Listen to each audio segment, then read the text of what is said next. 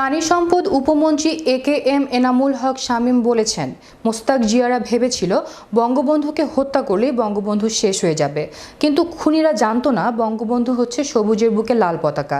যতদিন জাতীয় পতাকা থাকবে ততদিন বঙ্গবন্ধু অম্লান হয়ে থাকবে।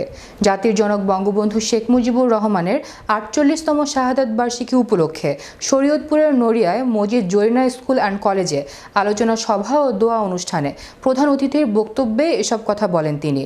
এ সময় একেএম শহীদুল হকের সভাপতিত্বে অনুষ্ঠানে জেলা আওয়ামী লীগের সাধারণ সম্পাদক অনল কুমার দে, নড়িয়া উপজেলা চেয়ারম্যান ইসমাইল হক, ইউএনও শঙ্কর চন্দ্র বৈদ্য, নড়িয়া থানার ওসি হাফিজুর রহমান, অধ্যক্ষ ফরিদাল হোসাইন সহ অনেকে উপস্থিত ছিলেন।